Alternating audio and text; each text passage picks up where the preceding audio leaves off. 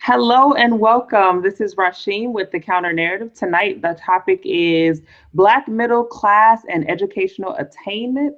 We are talking with Azaria Jackson. He is our expert tonight, and he is going to be sharing all of his good information on Black middle class and educational attainment. Thank you so much for joining us, Azaria. I really appreciate this. Thank you for having me. I'm excited about it. So that we could get to know a little bit about you, can you tell us what is your passion? What is your relationship to this particular, and also what is your relationship to this particular topic? Yeah. So I'm really passionate about improving the life chances of Black children overall, and sort of within, sort of that big population of Black people.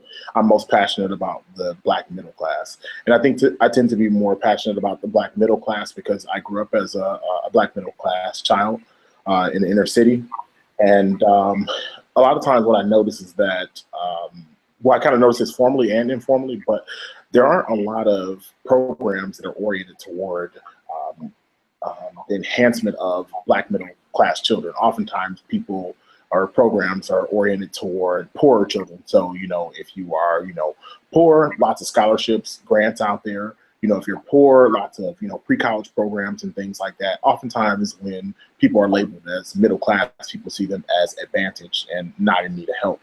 And that just wasn't what I was seeing growing up. As I said, I grew up in the inner city, Detroit, Michigan. And even though my parents were what I would consider to be middle class, they were what I would consider to be lower middle class. So, we came from a decent level of money. My father worked in the automobile industry and my mother worked at a hospital. And so, money wasn't a problem ever. But the social and cultural resources that come along with, doing like blue collar work isn't really, isn't that high. So what I saw is a lot of children who grew up like me, financially privileged, but not necessarily privileged in terms of social and cultural resources. So a lot of them didn't go on to college, even though their parents made the kind of money that a lot of parents who have college educations made. But because their children had those social and cultural resources, their children were much more likely to go on to college. So that's how I became passionate about looking at the Black middle class and education patterns. So you mentioned one of the things that kind of got you started down this direction is that there's so many programs for, people of lower class or students or children who are in poverty. Right. Tell us, why should we be focusing on, or why should we even care on focusing on middle class, Right. As it relates to education? Why should we be focused on the class of it at all? Right. The middle class really is the most populous class among American citizens. So oftentimes people think that the majority of Black people are poor when that's actually not true. The majority of Black people tend to fall in the middle class. Now there's a big range. So you could have someone in the middle class who, might be a sanitation employee, and you can have someone who is a physician, that's in the middle class. So it definitely is a broad group, but because it is such a large group, it's one of those things that, when people say that the poor need help, they do need help. I'm not trying to argue that they don't at all. I'd be a fool to say that they don't. But that's a small population of Blacks that are poor. Okay. So middle class is like one of those terms that a lot of us talk about. We're not really sure exactly at what point does a person become middle class. With poverty, we have things and programs that give mean tests to let us know below this amount of people in a home is in poverty. What is the definition? What is your working definition for what middle class is? You're exactly right. The middle class is really muddy. There aren't really any clear definitions of what it is to be middle class, but most of the definitions are not specific to simply money. So in other words, most definitions that researchers use for middle class, they're using money and some other variables. Normally, those other variables are definitely, as I said, money, and then in addition to money, it would be education and occupation. And those three matter in like determining whether or not a person is middle class, because a person can make a lot of money but as I was saying before, not have a lot of social or cultural resources. I mean, quite frankly, you could be a drug dealer, that makes $75,000 a year, and that's a ton of money. But do you know the right schools to put your child into, or do you know the things that your child should be doing during his or her summer break, or do you know how to navigate the collegiate system and things like that? So you could have someone who makes less money, but because that person maybe is like a teacher, and also has a college education, that person is better with the social and cultural, or I should say has greater social and cultural resources to offer to their child. So that even though they're making less money, their child oftentimes will fare better than the person who's simply just making a lot of money. No, Amari, you bring up a really good point in terms of how we define class, and even how we define different types of currency, right? So you can have social capital, and that would come with knowing what school to put your child in, or what networks you're connected to. Right. And that has a way of helping you to navigate. So that's actually a really good point. One of the things that I've heard of is that the GI Bill was particularly significant in creating America's middle class. What would you say were some of the greatest contributors to creating the Black middle class? Because, as the people who came here in 1619 Yes. as slaves for someone, what was the thing that created, or what are the contributors to creating Black middle class in America? Right. I really think a lot of blacks that were willing to leave the Jim Crow South to perform manual labor jobs. Usually, when the Great Migration is spoken of, it's spoken of as blacks moving from the rural South to either the West Coast, the Midwest, or either the Northeast. And the Northeast is, largely New York and New Jersey, those areas, but definitely a few other areas. But those are kind of like the two biggest pockets. And it didn't really, you didn't have to have a certain skill level. I mean, there are people who thrived in blue collar jobs or manual labor jobs for years. Definitely some who may have had, very low reading levels, moderate reading levels, and things like that. I think it was largely based upon the willingness of a person to leave. And that willingness may have been based on, that person having, to take care of family. Some people didn't leave the South because maybe they had to take care of parents or, children or something like that. But for those who were able to step out, they were able to be quite upwardly mobile. And I think that was kind of like the first time blacks kind of objectively became middle class. Now, again, I want to remind us that that middle class was lower middle class, right? Because you didn't have the social and cultural resources that came from, going to college and performing, a high-powered job. But still, nonetheless, those people have financial capital. And financial capital definitely opens up a world of opportunities. With financial capital, you can buy a home. You can, send your children to the right schools. You pay taxes, and when you pay taxes, that gives you some kind of voice, agency, and things like that. So with blacks moving from the rural South, I think that was the first time that they became objectively middle class. Before that, their middle class status was largely subjective in that it was meaningful to the Black community. But once you stepped out of the Black community, you weren't really considered to be middle class at all.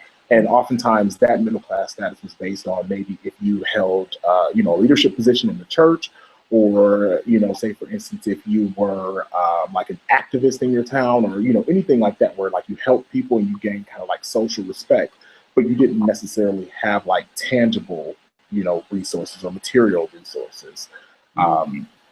So I think that was kind of the first creation of like the lower middle class for blacks. And then I think that the civil rights movement created the opportunity for blacks to be a part of the upper Black middle class. And the civil rights movement enabled blacks to become part of the upper Black middle class, because it gave them, if it was scholarships to college, if it was pre-college programs, those kinds of things that enabled them to go on and get the more high-powered positions that required a college degree.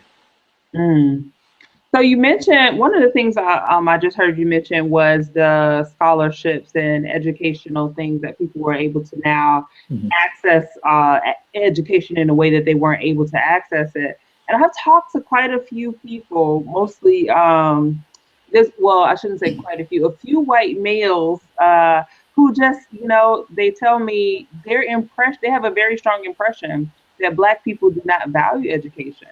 And one of Mm, the things that they use as their examples are look at the dropout rates. Look at how low, you know, there's a low degree of them getting Black people or African Americans getting degrees. These people do not really value education. What's your response to that?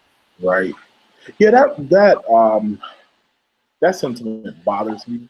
And it bothers me because it is such a simplistic, answer. It's just kind of like, oh, well, people are poor because they're lazy. You know what I mean? And anybody who thinks about the social world knows that nothing is that straightforward. There's never like a cause to, anything. I teach sociology, and I always tell my students like, there's no cause and effect relationship between smoking and developing cancer. There are people who, smoke their entire lives and they never develop cancer. And there are people who, develop cancer and have never smoked cigarettes in their lives. So that's a very simplistic way to think. So as you said, I do think that oftentimes people think that Black people don't value education. And it really is not that they don't value it. It's oftentimes they don't have the tools or resources to access education in the same capacity as whites. And I don't want to even say all whites, right? Because there's definitely a lot of white rural poverty. I think that sometimes we think that, all whites, have it good in terms of, education, money, social respect, that kind of thing. But there's a lot of white rural poverty. And I think if you went into, a white impoverished area, you find the same levels of, high school dropouts and, teenage pregnancies and drug use and, like those kinds of things. So Blacks do value education. In fact, my research looks at the gap between aspirations and attainment in terms of college, aspirations to go to college and whether or not students actually attend college. And I can tell you for sure that the vast majority of Blacks, well over 85%, probably even well over 90%, aspire to go to college. Now, what happens is you can have someone who aspires to go to college, but may say, or I'm sorry, aspires to become a physician, but may say, I want to go to community college and get, an associate's degree. And that person there's a disconnect between that person's aspirations and knowing what it takes to actually meet that aspiration. Or you might have, a high school student, might be a senior in high school planning to go to college, but hasn't taken the ACT or the SAT. So it's not that they don't want to go to college. They see college as something that is good, something that is needed, but they oftentimes don't have the tools and the resources to know about navigating that pre-college structure.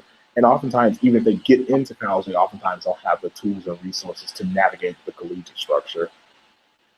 No, I think that's absolutely a really good point to mention, because oftentimes we tend to make correlation causation, right? Exactly. Yeah, that is but again, that's a simplistic way. In teaching sociology, I always try to get people to step outside of kind of like whatever seems easiest to you, and it seems like, oh, I got it. This is the answer. You should question that. People. If it sounds too easy, if it sounds too direct, it probably is too simple. Yeah. So, what can you tell us about the history of education in this country and in the work that you've done? And even more specifically, what can you tell us about the history of education as it relates to people of color? Mm-hmm. Yeah, so I think that we know, so I specialize largely in Blacks, but definitely understand like education patterns and things like that for other people that kind of fit in between what we refer to that as the racial middle. So the racial middle would be anybody like Hispanics, Latinos, Native Americans, and Asian Pacific Islanders, because we oftentimes think of sort of the dichotomy of Black and white. So I'm kind of guilty of studying one group. It really is because I have sort of a narrow focus so that I can better understand something. Um, and I know definitely with Black people, right? I mean, it's well known that formerly we couldn't go to school during slavery. But even after the abolition of slavery, when we could formally go to school, and I should say, like, in quotes, the formally go to school, oftentimes there were other social forces that inhibited us from, going to school. So if that was, family responsibilities, or I should say family economic, right? I need to tie those two social institutions together because you might have a certain economic situation within your family where you have to work as opposed to going to school. I use the instance of my mother who grew up in rural Mississippi, and she has a total of 8 siblings. It's her and 8 siblings. She has one older brother, but the other 7 siblings are younger than her. But as the oldest daughter, like, it was her responsibility to take care of the family. So, she could go to school when the weather was bad outside and she couldn't be working outside. Additionally, when, she didn't have any work to be doing at home with children. So she wasn't able to go to school like Monday through Friday, even though formally Black people were able to go to school, if that makes sense. And my mom's not that old. I mean, she's 66, right? So I think that oftentimes when we think of, Jim Crow South, we think of it as something that's like long ago, when it really is not. Like, people, my father never went to school with white children. He grew up in Louisiana, and he grew up in a small town. I wouldn't refer to it as rural, but still, he didn't go to school with white people. And again, that's someone who is alive that can tell you that they lived through segregation. So I would say that even though once slavery was abolished, that didn't make an even playing field at all. And I think that you still unfortunately see some of those instances today where children aren't able to go to school because they're busy taking care of a household. So I just think that the history of education with Blacks is definitely not as straightforward as people think. I think people are like, well, what? Now you can go to school. Why don't you? Right. So thank you everyone for who is currently watching. If you just tuned in, this is the Counter Narrative. Tonight's topic is Black middle class and educational attainment. We are talking with Azaria Jackson on this topic. One of the things that I feel like that you were mentioning right just now that just comes to my mind is the significance and the benefit of generational education. Because similar to your mother, my grandmother, she dropped out of school in the 3rd grade to help her mother clean houses. So you don't have a person who didn't even make it through elementary, and then she still has a family. She's becoming a mother, as opposed to generational access to not only just K through 12 education, let alone anything in higher education about. So I think that has definitely an impact, and we have those social and cultural influences. And I was surprised myself when I even realized that, it's actually possible for me to go to college. That was just like, what? It was for people with money, or it was for white people, but it wasn't like, I didn't have those generational examples. I don't know what your experience was with television, but I remember Different World. Yep, exactly. I knew you were going to say it. Tell me about the significance of the of Different World, and even if it had a personal impact on you, I'd like to hear about that. It did. A Different World, as well as the Cosby Show. So A Different World definitely was one of those things where I think it made college kind of like within reach for people. Like, even if it wasn't within reach, obviously, because like, looking at something on the TV doesn't necessarily mean you can afford it. But I just mean within like your dreams and aspirations, like, it made it within reach. There were people who came from all backgrounds on A Different World. You had some people who came from backgrounds where the parent was a judge. Whitley's father was a judge. Kim's father was a police officer. What was the quirky one? Freddie?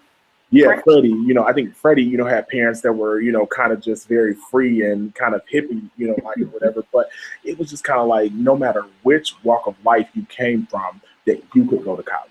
You know what I mean? It wasn't like it was one of those things where you had to be from like the highest socioeconomic stratum to attend college. I mean, you could be from there, but you could also be from kind of like the person whose parent, doesn't have, a job, or, is a little spacey, or, like that kind of thing. So it made college real. Another thing, the Cosby Show always made me feel like that family existed. I think a lot of times the Cosby Show was criticized for being something that didn't exist, like a Black attorney and a Black physician. When quite often when you see, a Black physician, that person probably is married to another professional. So while it's not very numerous, it still exists. And for the people who can relate to that, I think it's important. I don't think that things have to always be like, oh, this is an example of 85% of the Black population. Because again, it's all about setting aspirations. Another big thing that has continued to, remain with me is how Bill Cosby would always wear the college T-shirts. So I think, yeah, when I was in college, I started collecting college T-shirts. So every, city that I went to, I always found, a couple of colleges there and went and picked up shirts. So now I can't remember how many I have, but I probably have at least 30 shirts.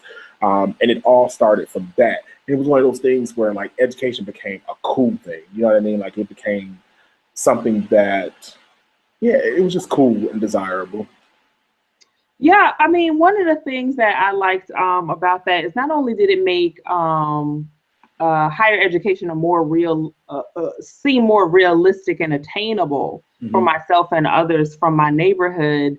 I actually got to see a peek into an HBCU, and for people who may not know, historically Black college or university, and it didn't feel like an alienating Mm-hmm. place. It felt like a place that I could actually go live, be, and thrive. And later, I went to, and I'm currently at a HBCU.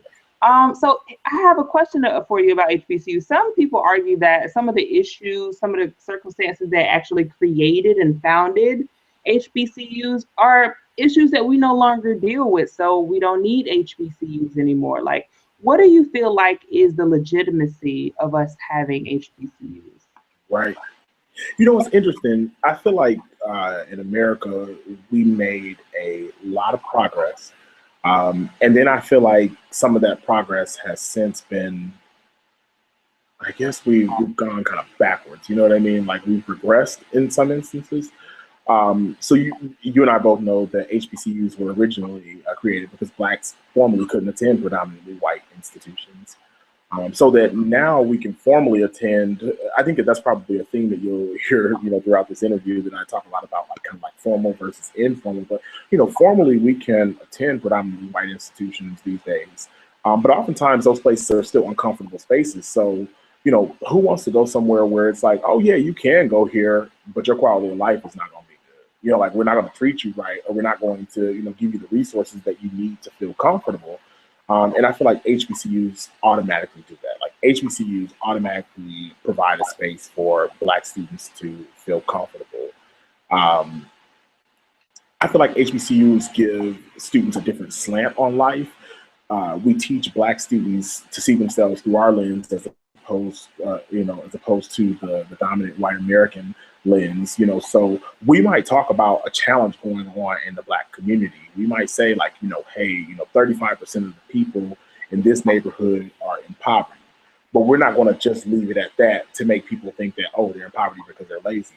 We're going to look at the reasons why they are impoverished. We're going to look at historical things that kind of set those people back. If it is, government programs that, said, hey, we'll give you, government assistance if there is no man in the house. So then, men had to leave the house in order for women to get governmental assistance.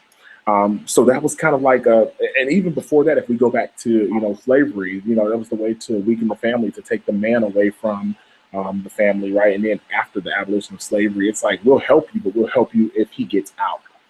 And now we created this culture where there are probably Black men who feel like, if they create a child, that it's not necessarily their responsibility. But again, it's not because they want to be irresponsible. It's because they've been taught that that's the woman's job.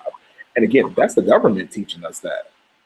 Why can't a woman or why can't a family get welfare assistance with two parents being in the household? So I just think that that's the story that oftentimes at a predominantly white institution, they're not going to tell you. They're going to just tell you, oh, 35% of these people are poor. There are a ton of, single parent households, and they're not going to give you the reason why or the role that dominant white America has played in that. So we really teach students to, to respect their past. That's another thing. I think that oftentimes, in dominant white America, we want people to get over things. So it's like, forget about that. right? So we don't necessarily want students to live in their past, but we definitely want them to understand where they've come from. And in knowing where they come from, they can understand, how people have fought for them to be where they are.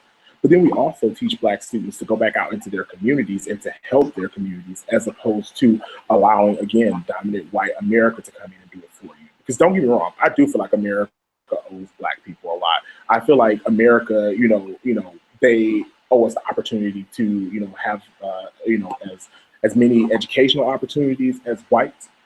But at the same time, I don't think that as Blacks, we can sit around and wait for them to do that, if that makes sense. Because as long as we sit around and wait for them to do that, we're going to always be at their mercy. And race relations these days are pretty rough. So, while I think while at one time I think that people could have easily said, well, I'll go to, a white school, it's cheaper or whatever. Some Black schools might be more expensive these days. But again, they're going to give you the greater support, right? That you're probably not going to get at that predominantly white institution. Well, also, I think you brought up a good point in terms of the significance of knowing thyself. And then I think one of the things that HBCUs tend to take on is this role that we're not just educating you to give you a degree, we're educating you so that you can go out and do work and make things better, kind of like this race work or this uplifting work. I know a lot of your work focuses around attainment and achievement gaps. Can you tell us a little bit about some of the trends that you're seeing with that? And but actually, before you do, I want to say hello to everyone who is joining us now. If you are here watching live, feel free to type a question into the chat box on the right. And if you're watching a replay, feel free to subscribe or share. So tell us a little bit about the trends that you're seeing in educational attainment, achievement gaps, and a little bit around the research and work that you're doing. Yeah. So I don't know. I kind of feel like I might ruffle feathers with this one. So yeah, that's why I say, like sociologists, we're supposed to piss people off. So I'll no. One trend that I do see, and in a minute I want to ask you to restate the question too, because there was a part of it I didn't catch. Okay. But I see a lot of Blacks attending proprietary institutions. And there's a lot of stigma associated with proprietary institutions. And just in my experience, and again, this is my anecdotal experience, so I don't claim to have any like research data on this at all. But in my experience, the degrees are just not respected the same way that they are when students attain their degrees from brick and mortars. And I welcome people to disagree with me. I don't know if you, please let me know if you have people that want to chime in and say they disagree with me. I really respect. For people who are listening, could you please explain to them proprietary institutions and how that plays out to one getting more cachet than the other, so to speak? Can you repeat the last part? Getting more what? Oh, cachet or yes, exactly. Yeah, so proprietary institutions are institutions that are for profit. They are owned by a person or a company, so they're private corporations. And while everything I think these days is capitalistic, I mean, even not-for-profit schools have a capitalistic side to them. I think that capitalistic side is slightly less because there's not a person that is earning all of the money. Whereas with the proprietary institutions, like that person is doing whatever he or she can to to receive as much money as possible. So if that's letting people in who really are not prepared to deal with the rigors of college, if that is letting people in, to take courses that are not really going to go on and, get them a job or a degree that's respected, they really don't care. I think the standards are much less. And again, that's capitalism, so it's sad that education has become, something that is capitalistic, but just in our society, I mean, most things are, even the family, right, is going to change because of capitalism. So, I don't know. Did I answer your question? Yeah, no, it did. Oh, and with greater cachet. So exactly as you said, I think that sometimes people think that, all degrees are created equal. So they may say like, I have a bachelor's or I have, a master's, doctorate or whatever. And they'll say a doctorate is a doctorate. And that really is not my experience. This is my 9th year in higher ed. Well, my 9th year teaching, full-time as a faculty member, but I've been in higher ed, longer than that.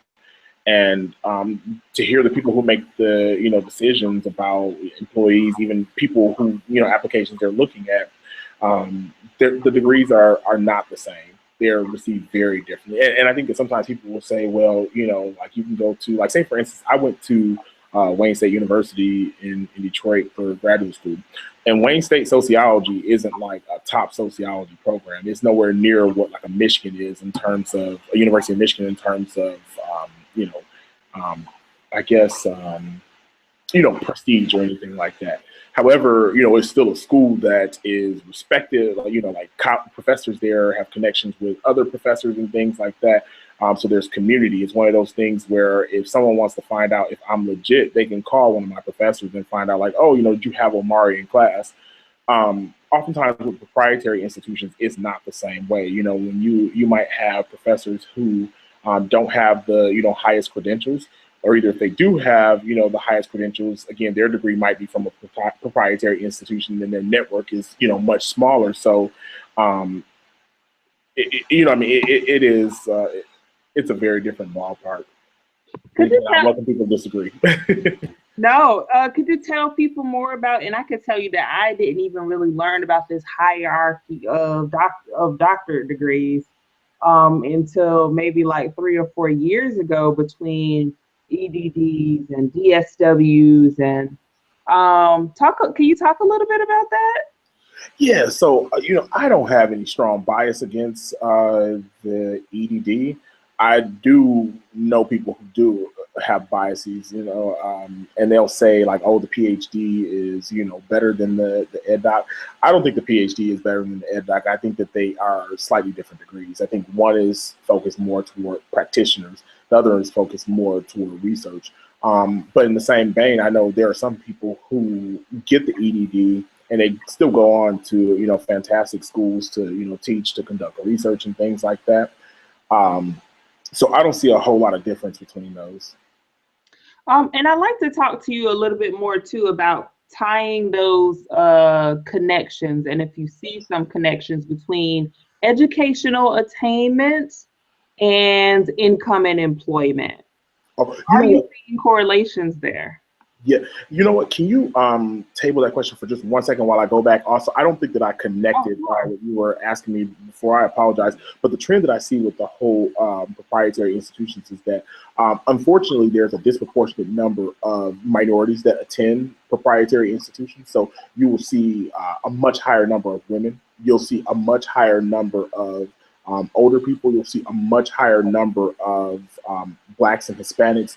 A lot of non-traditional folks. Now, I'm not suggesting that that makes it bad, but what I am saying is there some reason why higher socioeconomic folks don't go to proprietary institutions? You know what I mean? And there probably is. So I think that that's a trend sometimes in sort of minority communities where people are saying like, hey, I need to go to college, and they're just going to, whatever college sounds like it's okay. And I do think that the admissions and, administrators at proprietary institutions are feeding minority populations and communities the story that, this degree or this school can change your life.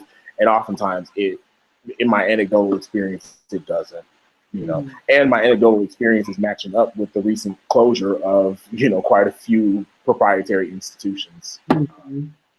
So yeah, okay, I'm sorry. You asked a question about educational attainment and the correlation.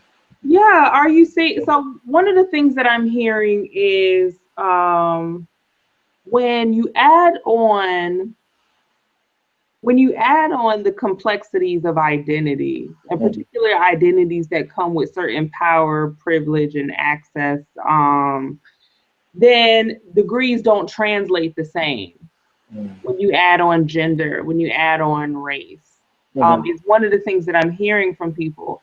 In what you've studied, looked at, heard, read, are you seeing positive correlations between higher degree attainment middle class attainment, more money, better quality of life, all of these things. Right.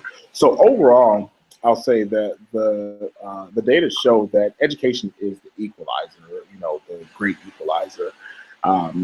Despite a person's race, despite a person's, gender, despite a person, education really does help equalize. I'm not going to say it totally equalizes things, right? There definitely are still income gaps, wage gaps between, like minorities and whites, between men and women, between, like that kind of thing. There definitely are wage gaps. But overall, most folks attending college and graduating from college will have a decent shot at, becoming, very solid middle class. Even if they're not what they would refer to as upper middle class in terms of income, they oftentimes are much better off than like lower middle class or working class. I will say that I think that the challenge that first generation college students have while they're in college, I do think it follows them after college. I don't think you lose it. I don't think it's like you graduate and you say, "Oh, I'm no longer a first generation college student. I'm a very different person." For instance, I'm a professor, and I think I just shared with you that, this is my 9th year teaching full time at the college level. And there's still things about academia and the workplace that I just still don't get because my parents didn't go to college. And I wasn't really raised in a fashion that's kind of congruent with academia, if that makes sense. So a case in point would be, in my family, like, you don't talk about accomplishments. So I would not sit down, with my brother and my sister, my parents, at the dinner table and talk about, this article I wrote, or, this interview I have. I think my mom might be watching now. I usually, hey, Mom, hey, Dad, so shout out to them. No, I will say that, I told them tonight, or I told them about tonight, but I normally don't talk to them about the things that I'm doing at work, if it's an award that I won or a paper that I publish or that kind of thing. And it's just because in our community, we're always taught that, like, you're not supposed to, to toot your own horn. But as a professor, and I'm sure in academia, like, professors are notorious for, telling you who they are, what they've done, what they're great at. And at times, to me, it still seems very braggadocious. But then there are other times when I'm like, okay, it is not braggadocious. That person is really just being real. That person is saying, like, I am good at teaching, or I'm good at this research. And I think that that's what we all have to do to sell ourselves. And I think that oftentimes when you are a first generation, college student, you don't really feel comfortable tooting your own horn. But that could mean that you might not get the job that you want because you haven't marketed yourself properly. I think sometimes even, I remember at a previous job of mine, one of my chairs told me, Omar, you're too honest. Or like, sometimes you just say things that, even though it's true, I would probably just keep to myself, or, whatever. And I guess I just, I come from a family where people are just straight shooters. You know what I mean? Like, if they feel that you're saying something that's nonsensical, like, they'll call you on it. Or, if they disagree with something, again, they will, vehemently disagree with you. If they drop the ball on something, they'll say, hey, I dropped the ball. So I would then carry that into academia. And sometimes people would be like, all right, you don't have to be that honest. People don't, they might say you're too aggressive or something like that. And again, coming from, being a Black person in the inner city, but then also coming from, working class parents, I think that's the culture. I wouldn't say it's too aggressive. It's just a different culture. So it's kind of like learning how to scale back at times, but not lose oneself is a real challenge. Mm-hmm. So I think that disadvantage that you have with being a first generation college student, carries on into, the post-collegiate pursuits. Another thing I would say is that a lot of times first generation college students don't have guidance on how to navigate college. And college really is a bureaucracy, right? Like any other bureaucracy, you really have to know the structure and what you're supposed to do and what you're not supposed to do. So, in the past, like probably with our parents' generation, you could go to college and you could major in whatever, come out and get a fantastic job. Mm-hmm. It's not like that anymore. We have to be much more intentional about the work that we do in college, which will lead us to some post-collegiate pursuit. If that's a job, if that is, career, if that is graduate school, whatever it might be. So you have to really be intentional about the classes you take, the clubs you join, the internships that you do. And, and it's important to do internships because when you get out these days, the economy is much more competitive in terms of getting jobs. So if two people have a degree, who's the one, who do you choose? Do you choose the person that did the internship or the person who just simply has a degree? And I went to I think I told you, I didn't go to what I would refer to as like a top school in terms of sociology for graduate school. But for undergrad, I did go to what I would refer to as a top school. I went to the University of Michigan. And having gone to the University of Michigan, like I can think of classmates that I went to school with that feel like Michigan was a total waste of time and money for them because it didn't shake out how they expected. So, oftentimes it's that they're underemployed. Maybe they, have a job that pays a decent amount, but it's not the job that it doesn't pay as much as they expected. Again, this quote unquote Michigan degree. And again, I think that goes back to someone not helping them navigate the structure so that they could get the biggest bang out of the Michigan degree. Well, one of the things you mentioned too, Omari, is about being a first generation college student. And I think that definitely has an impact on how students might navigate that space. Can you speak a little bit to the type of mentorship or guidance that a person might need at a PWI or at a HBCU navigating, and what should they be getting out of that relationship? How do they find a mentor? How to even cultivate that? Because I think some students might say, I want a mentor. I don't know how to find a mentor. And then if they're at a PWI, and let's say if they want to necessarily get someone that looks like them, that person may not be available, or that person can't be the sole mentor for all the Black kids on campus. Right. So can you talk a little bit about the significance of and how to establish successful mentoring relationships to help first generation college students navigate that and be successful? Yeah, it is really incumbent upon PWIs to do a better job at hiring minority faculty, but even in addition to minority faculty, hiring a lot of minority staff. And not just like the staff that is, and I don't want you all to think I'm knocking, admissions officers or financial aid officers or things like that. Those are great jobs. Those are jobs that are very well needed. But I think what happens is you'll see a decent number of minorities in those quote unquote lower level positions or the entry level positions. And then as you go farther up in administration, you start to see fewer, Blacks. So Blacks, Hispanics, Asians. So, you'll see fewer like directors or deans or, like that kind of thing. And I really feel like when you have someone that is a dean, a director, that person has, I guess what I'm saying, that person has greater power to put resources in play. That person oftentimes has a budget where he or she can make decisions about what we're going to spend money on. So until colleges do that, I think they really are going to struggle with their minority students. And then when you ask the question about how to get a mentor, I think that people should really just come out and ask. I mean, it's difficult, but it's one of those things that like it's worth the challenge. There's a chance you might get a faculty member who may say, hey, I'm really too busy. Faculty members are notorious for during their pre-tenure years working and not really accepting a ton of additional stuff. And it's not personal that minority faculty members don't accept the extra stuff. It really is just one of those things where they're like, I have to get tenure, because if you don't get tenure, you get fired, right? So a lot of people will say, like, wait until I get tenure, then after that I can be supportive.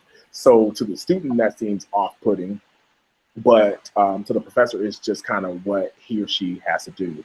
Additionally, before tenure, professors have to worry about the whole, political game. If I speak out or if I seem like too much of an activist, will that place a target on my back? Will people look to get rid of me in my probationary period or that kind of thing? So it just really is a political game. But again, that's the reason why I charge predominantly white institutions to get more minority faculty members, give them the support so that they can get to tenure and to express what what professors hope to do with tenure, to have freedom of speech, or freedom to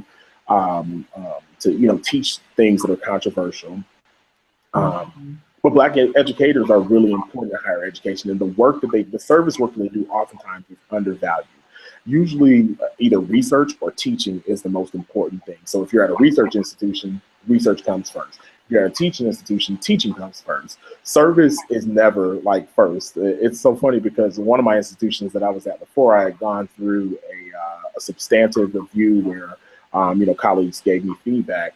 And someone said, service is actually what you're best at. So it was kind of an offensive thing because I do think that I'm a strong teacher. And I think that right under being a strong teacher, I do think that I'm a moderately strong researcher. But I did a lot of service. So that person was kind of right, But I just think being a minority faculty member, there are so many opportunities for you to do diversity work. For instance, prior to coming to Morgan State, I was at a rural, a small liberal arts college in rural New England. And my CV, my curriculum vitae, it grew immensely in the 3 years that I was there. Part of it, I mean, I am a go-getter, but the other part of it is that it just really wasn't, there weren't any other faculty members that were doing like racial diversity work. So I just had so many opportunities that I was like the go-to person for students. And that was something that I took a chance on doing because service work can ruin your career if you don't focus enough on teaching and research. So I oftentimes found myself working more than I should have just because like I couldn't let my students down because I saw myself in them. Absolutely. So I want to take a moment again to say thank you to everyone who's watching. If you are just tuning in, this is the Counter Narrative. Tonight's topic is Black middle class and educational attainment. We are speaking with Azaria Jackson. I want to let you know that there's some people who have said hello. Shanard Campbell is enjoying. Robert Gary said, proud of you, bro. Interesting. Oh, yeah, that's my elementary and middle school homie, K through 8. He say hashtag Detroit, hashtag Emerson. Yes, Emerson. What it do? So one of the questions that I want to ask you, Amari, too, is what is it that we need to know about Black middle class and educational attainment? It's like, if we don't know anything else, what is something that you really want to make sure that we walk away with? Yeah.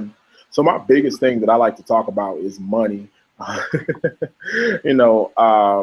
It might be kind of tacky, but I just feel like it's something we don't talk enough about in our community. I feel like people get kind of leery when you talk about money because, they're like, well, I don't want you to be asking me for nothing. You know what I mean? Like, I don't want to tell you how much money I make because you might ask me for something. But I think the fact that we don't talk about money leaves a ton of stuff out in the open that kind of goes unknown or underdeveloped. The biggest thing I want to get across to my fellow middle class folks, and that's even if you're middle class and you work as a bus driver, sanitation worker, or if you are an attorney, oftentimes with middle class income, your child is not going to get financial aid when he or she goes to college. And you are going to be at a disadvantage in comparison to a poor person because poor people oftentimes, as long as they can get into, a decent state school, they're going to get at least decent funding. Mm-hmm. But middle class families, they're oftentimes going to tell you like, oh, you make too much money. Now, what happens is if you haven't saved, then your child is, in between a rock and a hard place.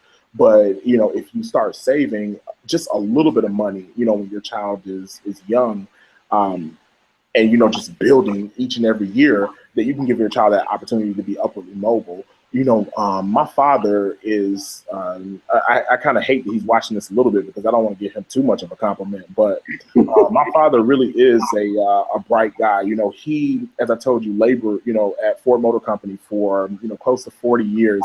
And he saved for our college education, when we were really young. In fact, my brother and sister went to private school. When I started kindergarten, my father took them out of private school and put them in public school, and then I joined them in public school. And it was all because he wanted to save more money for our college.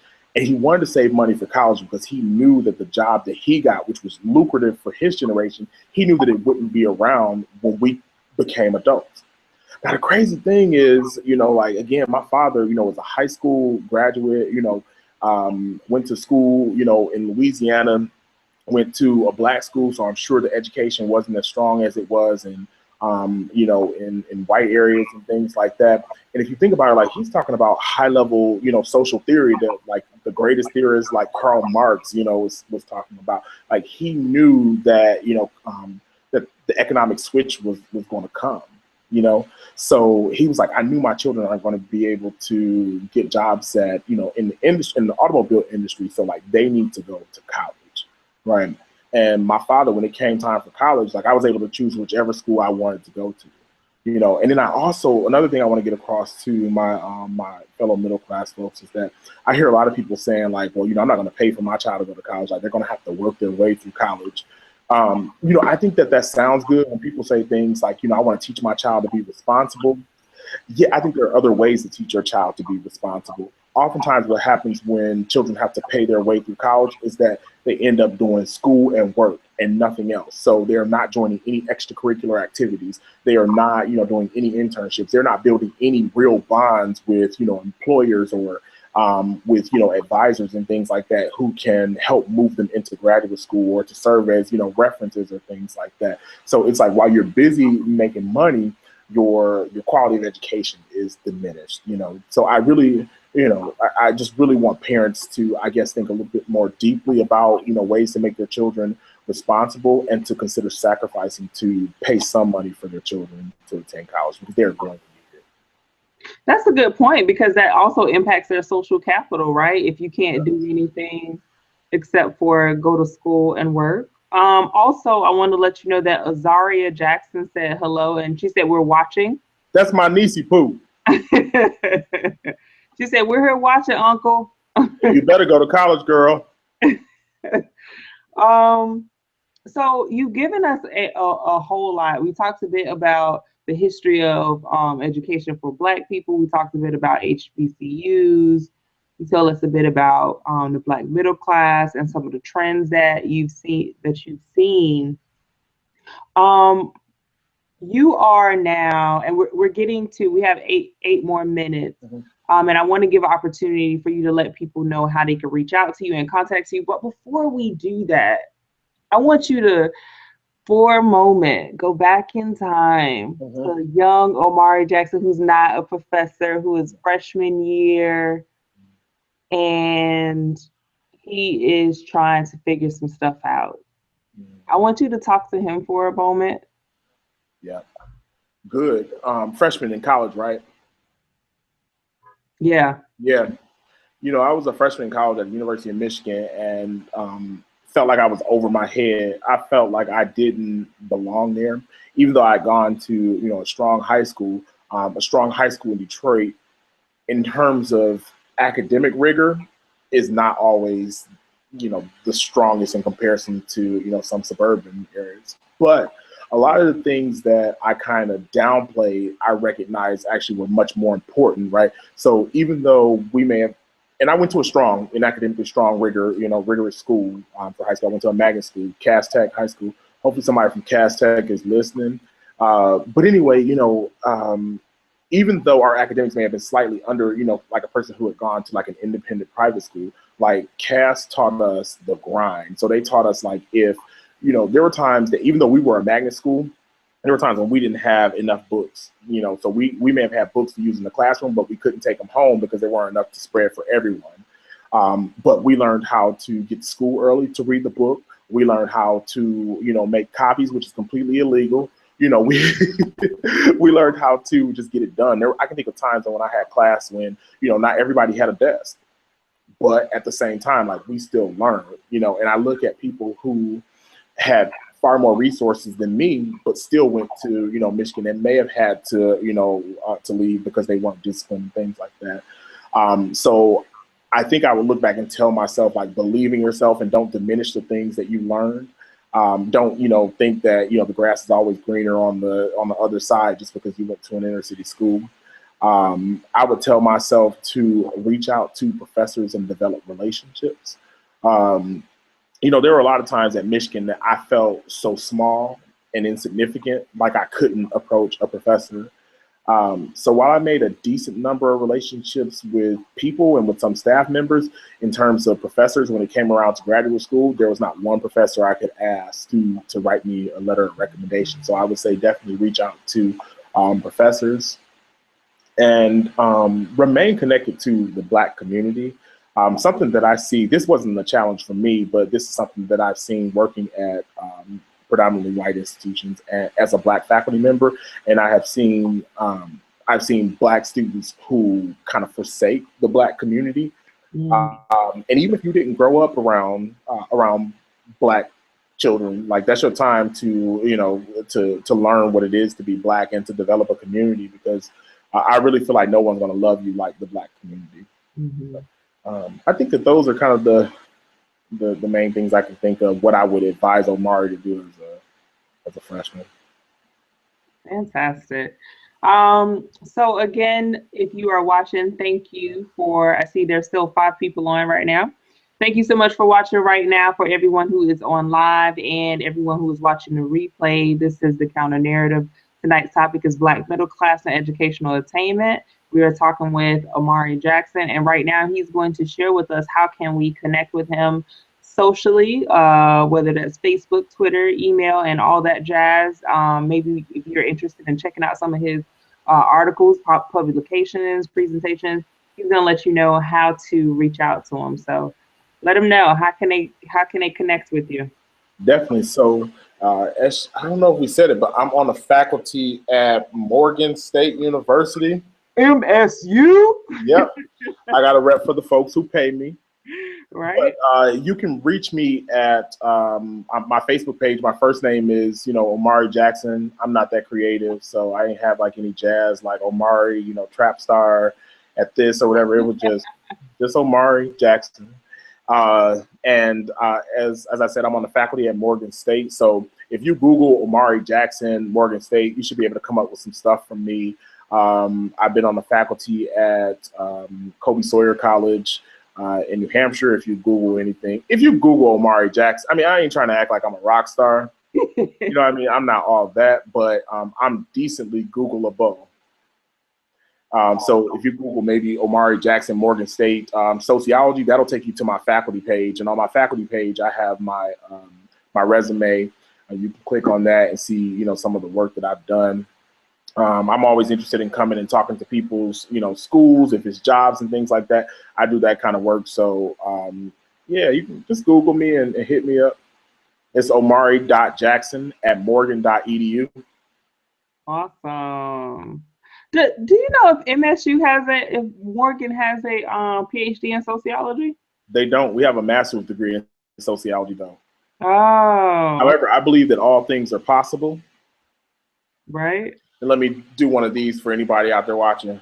Or at least a social science, just like one in the general social sciences. I haven't seen a school around that has one in the general social sciences.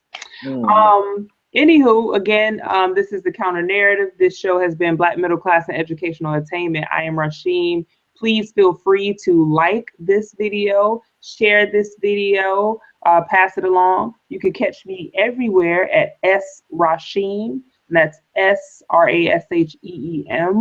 Omari, you have been fantastic. I got to have you on again. Like, please what do. else can we talk about? Thank you. Please do. And thank you again, and have a good night. Thank you. Have a good night.